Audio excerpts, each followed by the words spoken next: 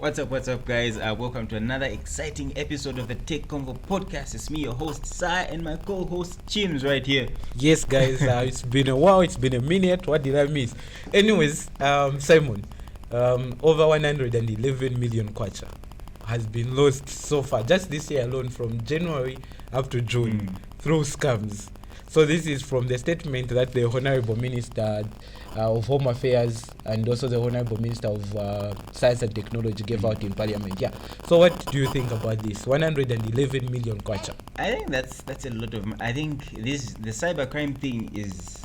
I don't want to say it's bound to happen, but it's been happening. But for that amount and that crazy amount in this short period of time is crazy. It's just mad, like the UK people would say. It's mad. Like it's a semester. And I don't know how many students you just 6 months, guys, and over 100 million. I don't know how many houses, I don't know how many people can be helped with that kind of amount. It's really crazy. And that is just to say that cybercrime is really on the go. It's increasing in Zambia. And it's not just the sad part is it's not, back then it was just like, impia shavalanda, like those calls, the scam likely calls you receive. It used to be that, right? And now it's just advanced to where people are even doing hackings now, like another level, phishing and all those things. It's really crazy. So I think that's just an indicator of the increase in cybercrime in Zambia. Yeah, there is an increase in cybercrime in Zambia. But then also, when you look at these things, most of the times you might think that the means through which people get scammed or phished, like some of these are like very basic, and like my dad was just sharing a story the other day about one of the people like in our community who was scammed like over 1,000 kwacha. So this person received a call and they told him that he won money, and then they told him that, okay, you've won this much money, and then we are trying to transfer the money into your account. And then the person became excited, but you need to approve with your PIN. So and then they generated that prompt. The prompt popped up. The person entered the PIN, and they lost all the money that they had. Yeah, like remained with 30 something kwacha out of 1,000. That's just crazy. It is. I think one of the, and this is supposed to be mentioned like towards the end, but I'll just mention it now. I think one of the precautions people should take is, and I worked for this telecom network. One of the things they used to advise is you enter the wrong PIN. When you receive an anonymous call or a call that you're not sure of, the first time you enter your PIN code, enter the wrong one deliberately. So that will just override anything that they've put up or any sort of digital trap that's been set. It sort of assists, and then we'll just write it off, and then on the next maybe attempt you'll be able to it's much safer, should I say. Now, something that I think about is awareness to such things. I feel like a lot of Zambians are falling victims because they are not aware, and you might think the information is being spread. But then if you're looking at the people who are listening maybe to our conversation here, these are people that you can't go and tell you've won money, enter your PIN. But then there are actual people who need to hear certain information. So what role do we play as let's say maybe creators, maybe ZICTA, Airtel, MTN, and all these network service providers? What do you think their role should be in combating scams? Because 111 million was stolen from innocent Zambians who are hardworking, and maybe they make some money, and the same money that they make gets stolen from them, and these are people who need that money more than anything. That's absolutely not that's a good question. So I think as things stand, they've been doing quite a good job as compared to back then. Right now I think they're focusing more on sensitizing people. It's not something that they used to do, so it's definitely an advancement. We see them sending messages every now and then about scams and all those things. We see them doing put up posts. We see Airtel put up posts about scamming, about how to prevent yourself from being scammed, all those things. But I think an extra step they can take is actually going out in the field, because people who know how to read will get informed. But what happens to people who do not know how to read? who do not know how to read, and people who do not know, perhaps they know the Impia Shawalanda thing because it's gone, it's common. Yeah. But then what if they do not know of that phishing link that is being sent to their WhatsApp? Yeah. Like, oh, there are ShopRite jobs that are there, apply here. You click there and then you're gone just like that. So all those things, I think they need to actually head out and just make it deliberate, teach people in the rural areas how these things go about, breaking them down so that they understand. I think that will go a long way in sensitizing people. And also not just making fun of things, because these are serious things. We're looking at over 100 million here. And a typical Zambian will just laugh at it. But what happens to you if you are actually in the situation? What would you'd want help. Yeah. And I think we should also be deliberate about helping people and not just look out for ourselves in these things. Yeah, I think that's what I've got to say about that. Yeah, and there's also this thing that AITO did. I'm sure you saw it, where they introduced an AI spam detector. So like one thing I loved about it, the other time I was even saying, for us who use smartphones, spam detectors are obviously embedded into our messaging applications. So most of the times when we receive those fishy messages, they usually go to the spam folders. But then one thing that Airtel did is, so that thing can also now work even on people who are not using smartphones. So that's very interesting. That's very interesting, yes. Because I think it's, even for smartphones, I think there are some messages that would get past and still reach to you, reach out to you, because it's just a regular number. So it won't automatically be detected all the time. So a random number will just reach out to you, and you won't know because you applied and you're desperate for a job. You just go through with all those things, you send your details, and before you know it, you are in hot soup. You are being cooked. You are being cooked of your money. Yeah. So that's something interesting. Another thing that they talked about in the statement was the social media impersonation of public figures. So they mentioned that members of parliament are being impersonated. So there's a lot of identity theft. So people would make an account claiming they are maybe Honorable Felix Mutati, the president, maybe. This reminds me of I don't know if you guys have seen the meme of Michael Jackson. Like, it's like Michael Jackson sending you a messaging you on Facebook. This is Michael Jackson. Send me a 50,000. I'm coming for a show in Zambia. I'll pay you back. So I think that's in the same lines. Like, it's obviously odd. Like, how is it that a member of parliament is contacting me, a regular person, on a random day using a regular application, not using my number and all those, like, and sometimes it's even through the number. But it's just so odd, and it's just something that we should take to heart. And from the statement, there's a rise in that. I think there's a rise in that. And if you're desperate, let's say for a job, and they say, the MP for this office is offering jobs, you end up giving in to all those things. So you yourself, let me ask you this: what do you think should be the course of action for this thing that's been going on? I think like you are saying, I think one important thing is awareness as well. And then when we talk of awareness, are we reaching to the people who are being the victims of such?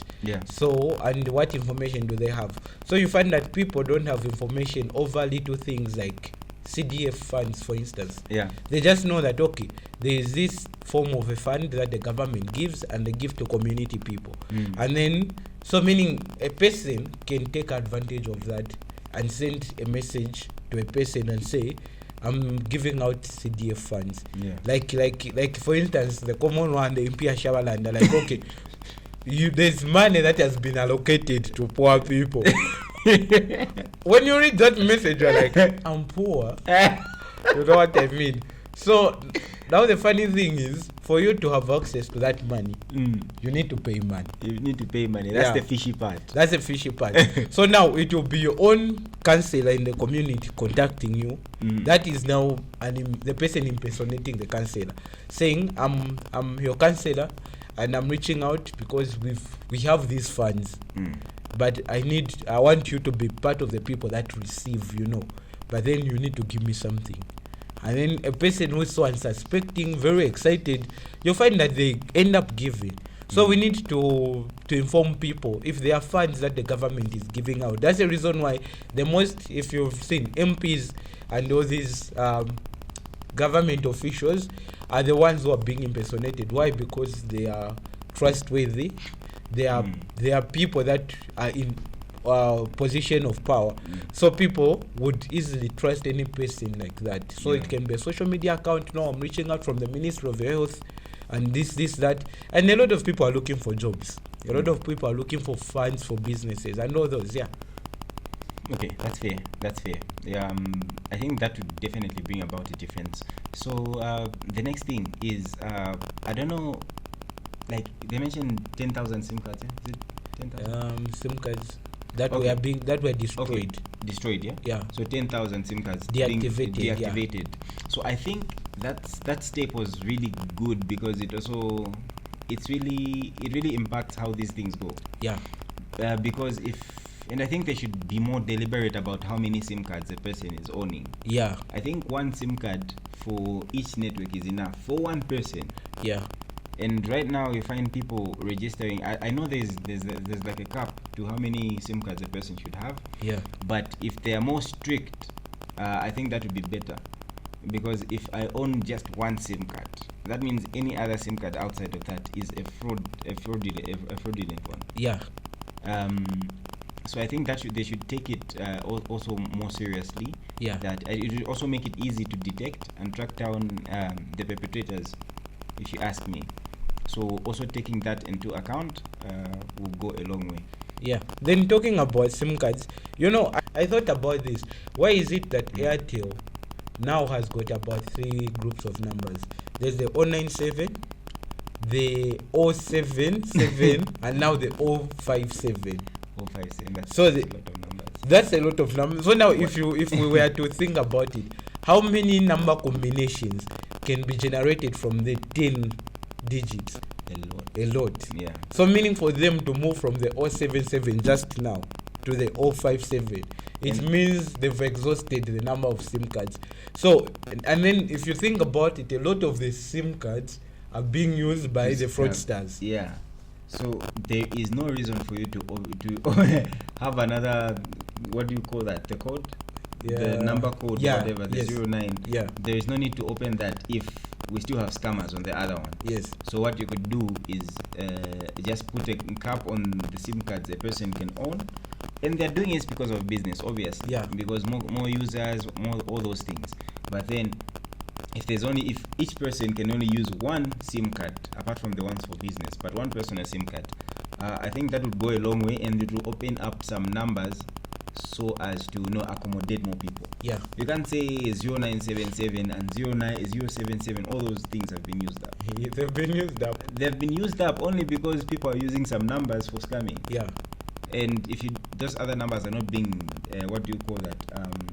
detected and deactivated for them to be renewed as vacant numbers to customers out there, more number codes are going to be introduced. You find one network now has 5 number codes. That's one confusing, and then it just opens the door for more scamming again. So meaning a lot of these numbers were being used by scammers, and then the thing about scamming is that there's also an issue of identity theft there. Because for a person to open a SIM card, to create a SIM card, you need an NRC. So a lot of NRCs are being used to generate numbers. But then I also don't understand, because isn't it that today, whenever you have to do a SIM card, they first have to capture your image. Like they capture the NRC and then they also capture your image. I feel like all those measures were put in place as verification and authentication of users. Yeah. But then how is it that people are bypassing those authentication methods? How exactly? Okay, this is an interesting thing, guys, because they take a picture of you, and then you ask them why they're taking the picture. You ask them, okay, why can't you use the picture that's on the NRC? They say no, it's for verification purposes. Yeah. Okay, they even cry for KYC updating. Yeah. We go there, they take the pictures, but then how is it that SIM cards, a SIM card pops up in my name? Yeah. How did they verify that without my face? So now we come to hacking. I think there's also hacking. People have developed good hacking techniques, and they're able to bypass authentication methods. Oh yeah. Yeah, because there was also in the statement they talked about hacking a lot, especially when it comes to social media accounts being hacked, and also and I think also this as well, because like we've said, how do they bypass that? And then identity theft, and then we are also looking at actions being taken over this. Yeah. Personally, I can't say, but I feel like the actions are not adequate. Yeah, even me as well. So I don't think a person being able to just bypass that is a good, because the security system is supposed to be strong. Yes, it's supposed to be strong. If someone gets scammed, it's not supposed to be because of a breach on their end, but a breach on the end of the user. Yeah. Because of maybe privacy and all those things, not on the side of the provider. But anyway, who are we? So this episode is not long, guys. We just wanted to talk about that amount, because I could use that money for a lot of things. A lot. I could build a house, I could pay for my school fees, I could start a family somewhere. But let us know what you guys think about this episode, and if you've got anything to say, please leave it down in the comment section. And we'll see you in the next one. Do not forget to subscribe, guys. Peace.